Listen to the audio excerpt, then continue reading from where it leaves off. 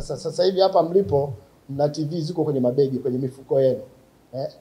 Huhitaji jengo kubwa kama hili ili kurusha matangazo ya TV. Tuna online TVs, radio, magazeti, sasa hivi yote yako kwenye viganja vyetu, yako mikononi. Sasa tumshukuru Mwenyezi Mungu kwa maendeleo makubwa ya kiteknolojia ambayo yako katika ulimwengu huu.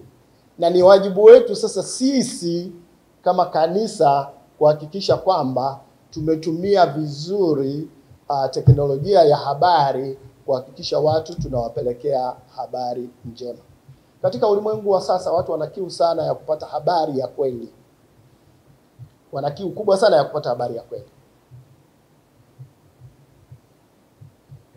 Na ni wajibu wetu sisi sasa ambao tunazifahamu namna ya kutafuta habari ya kweli na kujua habari ya kweli ni ipi. Sisi ndio tunao huo wajibu wa kuwasaidia watu wengine waitambue habari ya kweli.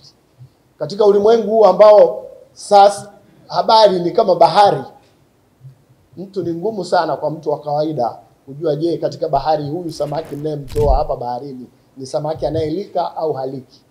Lakini ninyi kwa sababu ni wataalamu, ninyi mnao ujuzi zaidi wa kujua kwamba hiki tunachokitoa, hiki ambacho tunakiona, je, ni habari ya kweli ama si habari ya kweli.